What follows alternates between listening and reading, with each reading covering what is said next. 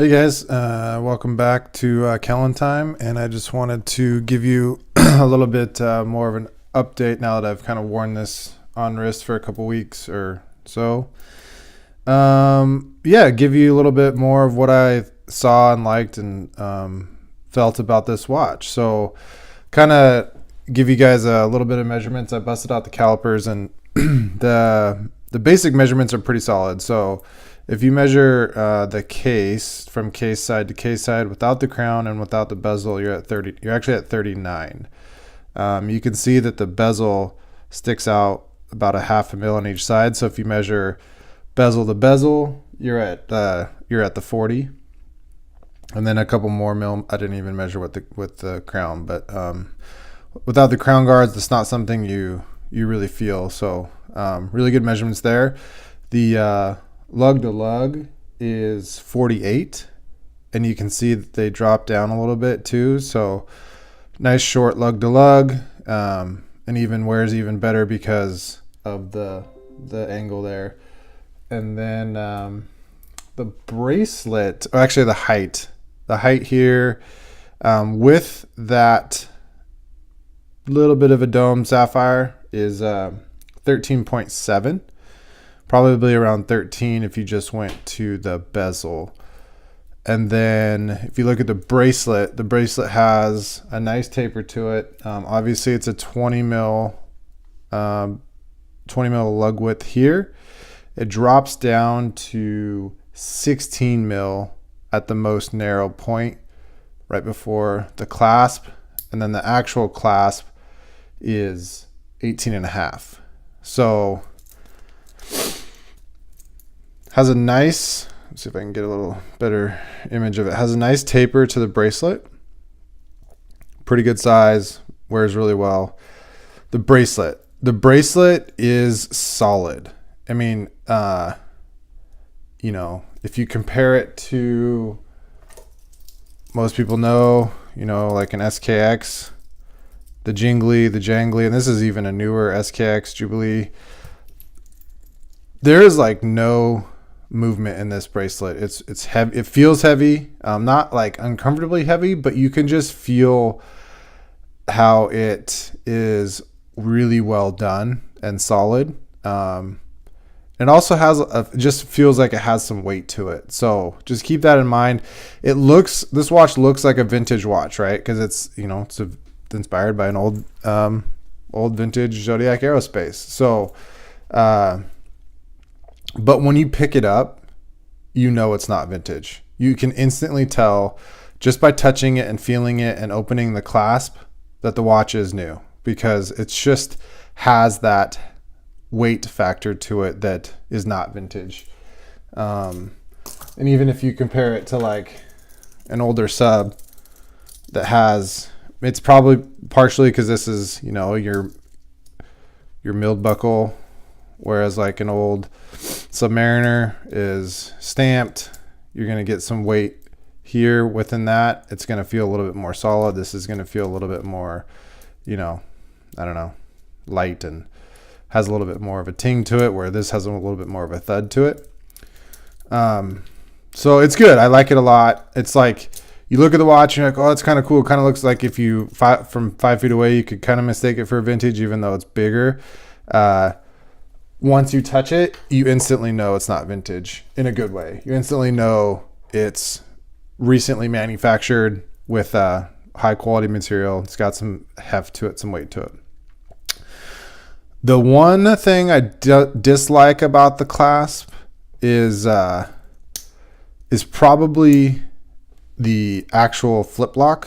So when this is on your wrist, right, this link would be out like this because your wrist is holding it open. If this link is open, it's hard to get, well, now it's doing it, but it's hard to get this pin open because the flip lock wants to hit right there. So if this is here, it'll hit, and you can't get your finger underneath this to pop this open. It's kind of hard to explain. So let me try to do that again. When you flip the flip lock open, if you're wearing the watch, this will hit the bracelet and you can't then get your finger in there because you're maxed out here. When it's off the wrist, like this flies open fine, plenty of room to get in there. When it's on the wrist, it hits, and so you kind of have to either move it or just pinch it by the sides and pull up and open it. So it's a minor complaint, but just something I noticed after wearing it for a week. So yeah, that is a little bit about the clasp, a little bit about the bracelet in general. I weighed the watch. It's 144 grams, which is almost the exact same weight. I think the SKX is 140. I weighed it 149, but this has a bigger dome, double dome sapphire crystal, so maybe a little extra weight there. So basically the same size or the same weight as an XKX with a Jubilee, and it's quite a bit heavier than like a Submariner. A Submariner is at 131 grams, and this is at 144 grams. So 144, 131, and then an SKX is 149. So right in between those two. So what else about the watch? Okay, so I didn't know much about GMTs when I was going into it because it's my first GMT. So let's talk about the movement and how you should set it. It's different than a Rolex GMT if you're familiar with those movements. So for example, if you pop out the crown, first position is, again, your wind. Second position, and this is how I would do it. Now, other people might differ, but this is how I would do it. So because the GMT hand has a quick set function, you can choose to quick set the GMT hand to your home time when you're traveling or your local time. I would set the quick set GMT hand to my home time and keep my hour hands as my local time, but that's just me. So let's say, for example, it is it's 9:38 a.m., right? That's what the watch is set at right now. And so let's say I land, and let's say I want to track East Coast time, which would be 12:38. Then I would want to put that in terms of the 24-hour bezel. So each click of the GMT quick set or function jumps it forward an hour. So it makes it really easy to set your GMT hand. Now it only goes in one direction because if you go the other way with the crown, you're going to change the date. And your GMT function does not trip your hour, or excuse me, your date. The only thing that trips the date or would advance the date would be advancing your hour main hand. So if I wanted to tell me that it's East Coast 3 hours ahead, so I would say, so it's 9:38. I advanced it. No, I didn't. 9:38 or 9:40 a.m. Pacific Standard Time. Then I would look for setting it at 12 to tell me that it's 12:38 a.m. on my other time zone. So drop it down here. Now this is a 24-hour function. So you only need to set it in terms of hours, and this GMT hand is also tied to the hour hand. So for example, in this position, it looks like it's almost pointing at the 12, but you have to remember it's 40 minutes. So it's almost advancing to the next hour. So it would actually be this position because the GMT hand is tied to the hour hand. So it slowly rotates. So it's not like it's a jump GMT hand. It doesn't stay at 12 and then jump to 1300 at the change of the hour. It slowly moves. So it's almost 1300, but just keep that in mind when you're setting it and you're past the, if you're getting close to an hour change, it's going to look like it's closer to 1300 than 1200. It's not misaligned or anything like that. And I'll show you that actually. So that's how you would set your GMT hand. It's in the 24-hour or 24-hour format of whatever time zone you want it to be in. If you pull it out to the third position, this is where it hacks and you can set your time. Now you can see as I get to 10 o'clock, now the GMT hand is pointing perfectly at 1300. But if I were at 40 like I was, it's almost there. So when you're setting it, just keep that in mind, because that can be a little bit, look like it's almost misaligned, but it's not. So I'll set it back. It's 9:41 local time. So yeah, that's how I would play or mess with the GMT hand. And then again, I touched on this in the unboxing video, but this is a 24 click bezel. So it's not just a dive bezel, a dive action that they stuck a 24-hour bezel on. It's a true GMT bezel, bidirectional. So you can easily change this to also track your time zone if you would like. So kind of interesting. The other thing that one of my favorite parts about this watch, and I couldn't find, it took me a while to figure out what the material was, but the bezel, the original Zodiac Aerospace GMT was a bakelite bezel.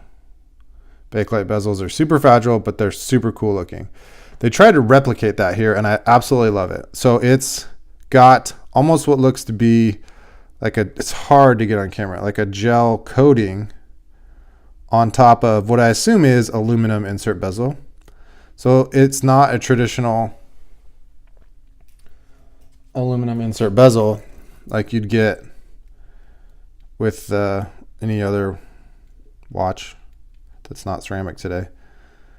So that's probably the best angle to get it at. So you can see the aluminum insert bezel on my Submariner. It's all scratched up.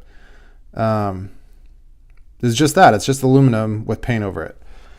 The Aerospace GMT has mineral crystal over the top in almost a slightly domed fashion on the bezel. It's hard to see here, but in person it gives it a really cool vintage vibe. And that's what I would say about this watch in general. They could have went with, vintage lume, which they didn't. They could have went with some other factors to make it look vintage, but it's such a modern reinterpretation of a vintage watch done very, very well. So it looks almost like a bakelite bezel. You can kind of see there at the 22 hour, you can see how it plays with the light. It looks almost like a bakelite bezel, but it's not. It's mineral crystal. So it's, it's like a Seiko crystal material. Now this is sapphire, this is mineral. So that's really rad. I really love it. And on wrist, it just really works. It's just such a great watch. Again, the sizes, it wears well. It looks good. So love that function. What else did I talk about? So the lume. The lume, where applied, is good. It's good lume. It sings well. It's bright. But if you're expecting Seiko brightness, you're not going to get it. Partly because there just isn't that much lume applied. You can see the applied markers that are polished just between the marker and the outer portion of the watch. There's just a tiny bit of lume in there. So just naturally, there just isn't a lot of lume material there. And then on the handset, it's just that little bit, in there. The second hand is almost the biggest amount of lume, or the biggest square of lume that there is, and then there's a little bit on the tip of the GMT hand. So again, it's just something that don't expect it to be a lume monster. The lume works great. It's just not, there's just not a lot applied to the watch. So just keep that in mind. What else?